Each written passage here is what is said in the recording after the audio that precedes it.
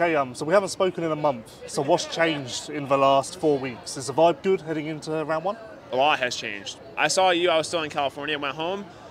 I'm not gonna lie. We had a few struggles in Florida. Then I came back out to California, and we kind of got back to where I needed to be. And yeah, I'm ready to go. I'm excited to kind of get a new test, a new bike, and see how we do out there. So that's all I really have. I'm excited to go racing. It's been I don't know, it feels like a short off season, but also a long off season. I look back and LA seems like it was forever ago, and I feel like I've changed a lot since then. So, but it also feels like it went by really fast. I don't know, it's kind of weird. But I'm looking forward to, like I said, going racing. Anaheim 1's always fun. The track looks good. Should have some good dirt. It's got some rain, and it should be somewhat soft, so it should suit me. And yeah, we'll see you tomorrow.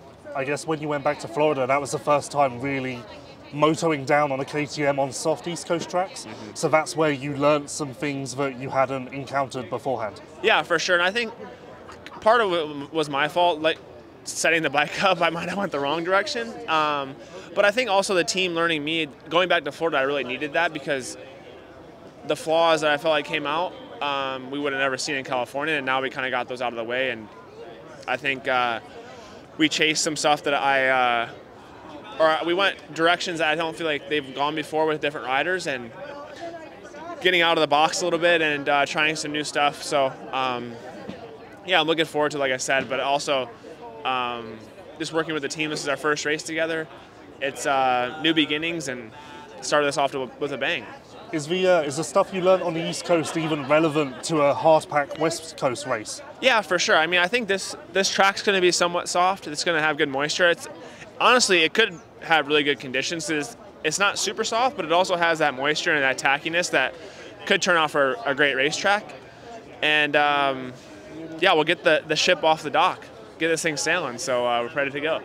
Being honest then, it sounds like the last month was busy. Very busy. Was there a time where you panicked a little bit?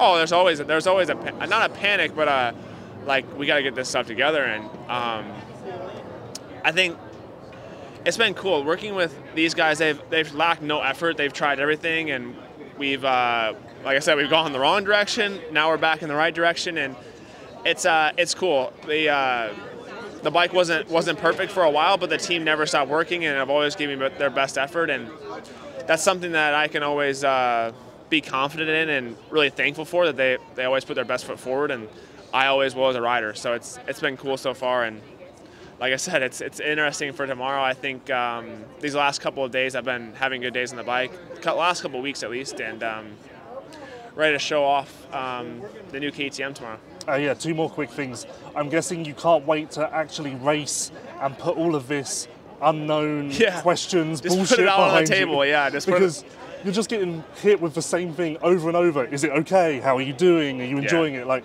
it must be boring. Yeah, no, I mean, like you said, I just want to get this all on the table, good or bad. Let's get it out there and see where we're at. I guess I'm pretty confident in my riding ability, and I know what I'm capable of.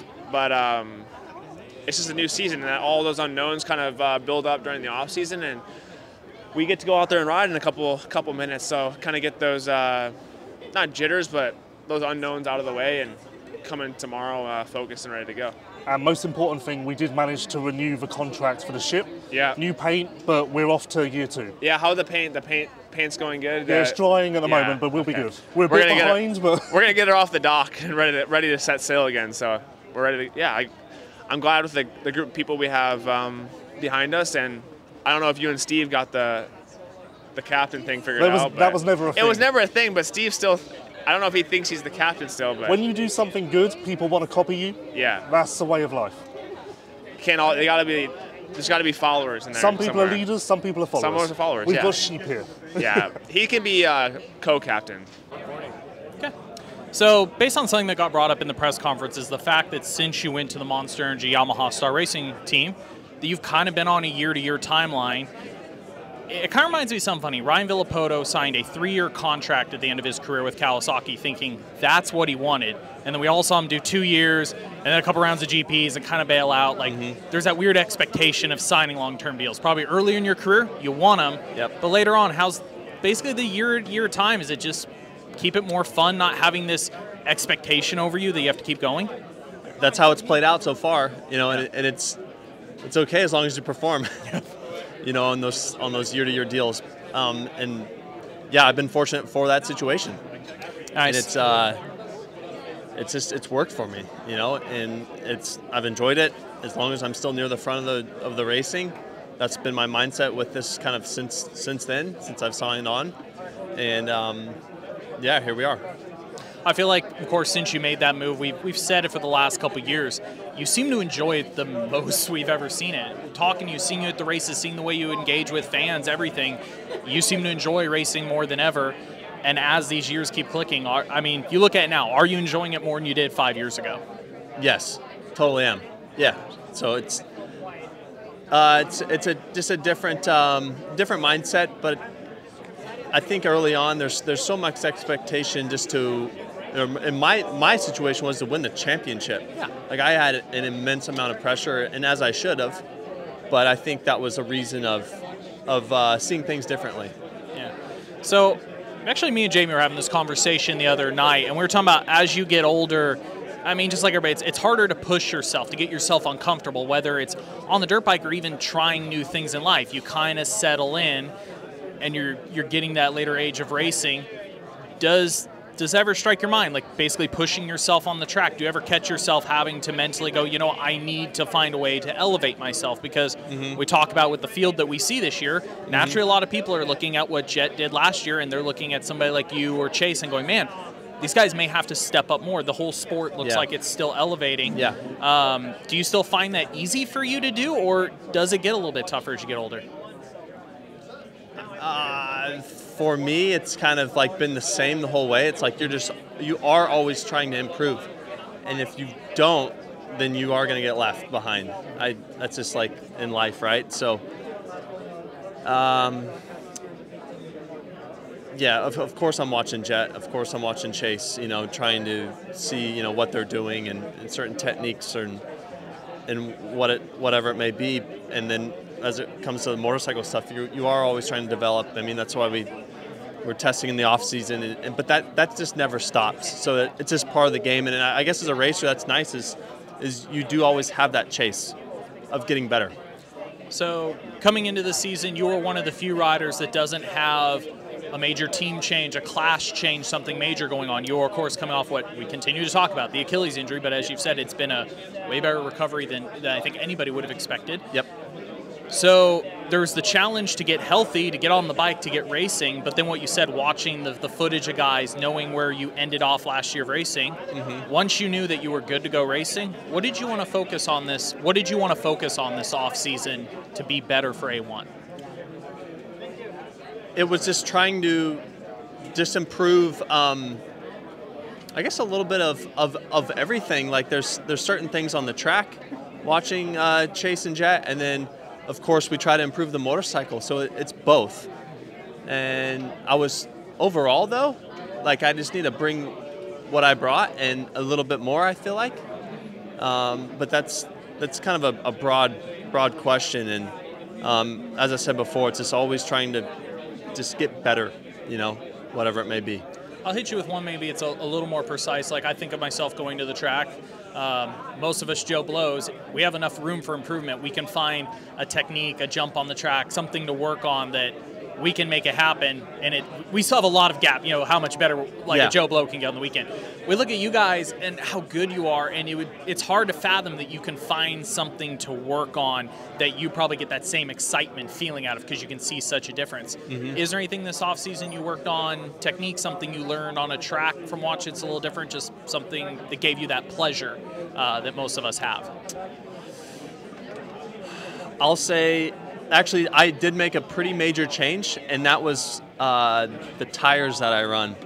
So I've ran the same rear tire and front tire for probably, I don't know, since my 450 career began, and that was the 80 sidewall. Yep. So I'm starting this race on a 90 sidewall tire, and it's a different tread pattern. Yep. Obviously, our team is Dunlop. So that was a pretty major deal, is because I've been so stuck with those tires that for me to move, it basically blew everyone's mind, but I made myself get on those tires, and I feel like there were some advantages to that front and rear tire. Hearing you say that cracks me up because I was at Washougal for that press day we did, and you had that conversation, I think, with Flex, somebody from Dunlop staying right next to me, like, hey, are my tires still going to be available next year? Because, you know, I could tell, I was like, well, of all the concerns we could hear you come up with, that seemed to be your one, like, hey, man, are my tires still going to be usable? Yeah. Yeah, so it was a bigger deal because for us, if you make change the sidewall height, for me at least, I have to change like my whole setup. So I had to build my bike around the tires. Awesome. Thank you for your time, and thanks for coming back, man. Yep, thanks. Just got one. Had you won the championship, do you think you'd still come back for 24, or do you even know? That's a very tough question.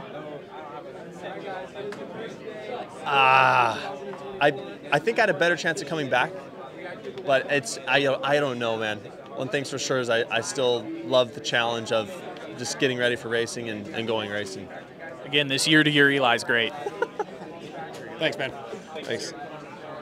Last year was really good for you. The second half of the season especially was unbelievable. Add up the points, you were on pace with Chase, Eli and Coop. Everyone's forgotten that. I don't know why. No one's talking about it. No one's giving you the respect that you deserve. I like it. Do you recognise that? I recognize I don't have a lot of pressure from everyone, which feels good. I'm like, I know what I did last year. Obviously, towards the end of the season, obviously it was a struggle with the injuries and stuff. But yes, I was racing good last year. The good thing is I have a year of experience on the new bike for me. I didn't really change my bike too much coming into this season.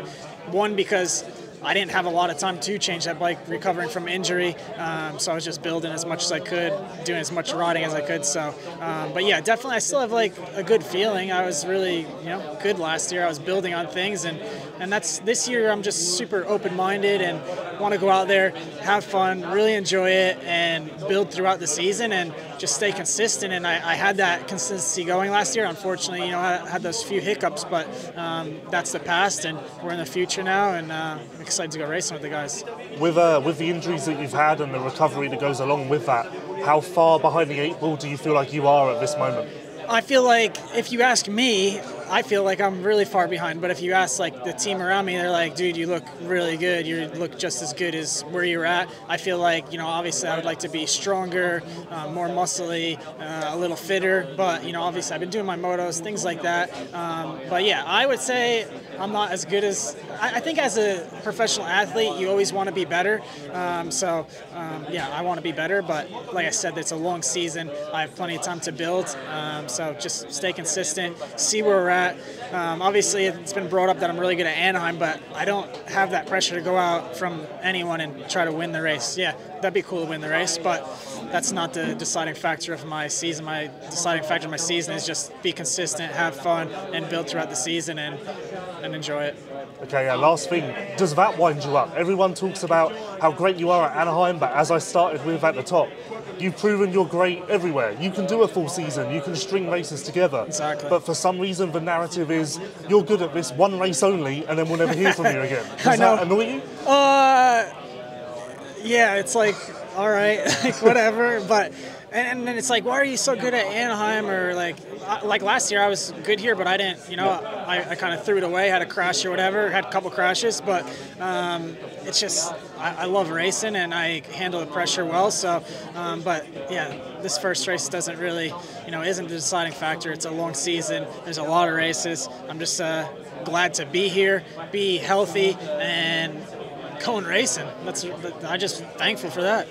I've been lucky enough to kind of see most of your off season, from your very first day getting to ride with the Phoenix guys to literally riding to the track with Heath and David while they were questioning so much what you would think of the bike, what you would think of the situation. And I remember having a conversation with those guys on the way to the track. They're like, how will we know if Dylan's like into this, like if he's happy? And I said, because they were worried about, we're bringing a fairly stock bike for him to ride. And I said, it's not the condition of the bike, it's a feeling that you would look for. And you went out and you did like 10 or 12 laps right off the bat, and I remember looking at the guys go, he's happy. He's got to be. Nobody goes out and rides that many laps on something they're not happy on. So from the first moment you got to ride a red machine, I would say I think you've been pretty pumped. Yeah, of course. I mean, it was a dream to try a Honda one day, and so I was very looking for that. And yeah, all the what I was able to see from a rider point of view, I feel it on the track. That first day, so I was very happy, and so far still enjoy it, and I still think it's the best bike on the field right now, and we're gonna have to prove that on the track tomorrow. In the time I've spent around you, you were definitely a man that puts in a lot of effort. And I think you appreciate seeing a lot of effort from people. Example, remember being down at Florida the one day, and I think Dalen, your mechanic, basically gone home, built a bike, drove back overnight, and you were genuinely surprised to see him. A lot of people probably look at the racing program that's been assembled for you, knowing it's last minute. They probably question, the capabilities of the team. But what at least I've seen is they're putting in the effort, you're putting in the effort. It seems like that's been something you've really appreciated and gel well with. Yeah, of course, when you see everyone from the team, how many hours they do, you gotta appreciate it. So, but I also do my part. My goal is to do well in racing, and I know that you have to spend a lot of time training. So that's what I do, and for sure it was a little bit a wake-up call to see to be back working with people that put the same as hour as me. So that was very nice to feel, and like you said. All the team was super pumped, and everybody was working very hard, and it's a feeling that I might have lost a little bit the last few years in my old team, and it's great. It's refreshing. Like when you see people working hard, you just want to do the same, and it grows the vibe, and everything just become better for everyone. So this is, in no way is this anything against Star Racing, but that's the team who you've been with the whole time in the U.S., and that's a team that has won championships, has won races. They had the staff, they had the equipment, all that stuff. So a lot of people would probably think as a rider, that would make you comfortable, seeing all the fancy parts, all the people around. But again, you seem the happiest I've ever seen you, just being around people that you want to work with. So really at this point in your career, what makes a bigger difference, the parts or the people? I think the people. I think this is make the biggest difference. And I think when I arrived in the US with Star, that was a little bit the same mentality. Like everybody was working hard and pushing each other. And I think when you win, just you lose a little bit of that, And especially we had a big winning strike with Yamaha. So I think maybe they just lost a little bit the passion.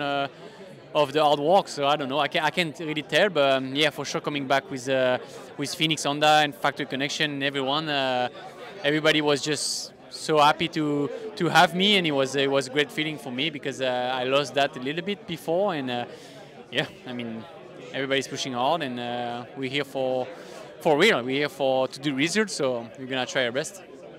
Can you talk to us a little bit about how you ended up basically riding at the Lawrence compound? It got brought up in the press conference, but again, people that, when maybe on hard times, reached out to help you, they said that you showed them a lot of respect when they were in Europe, so they wanted to do the same for you. So basically, they were in a position where, technically speaking, they didn't have to let you come ride with them, but it seems like not only do they let you ride there, they've opened up welcoming arms from what I've seen to work with you.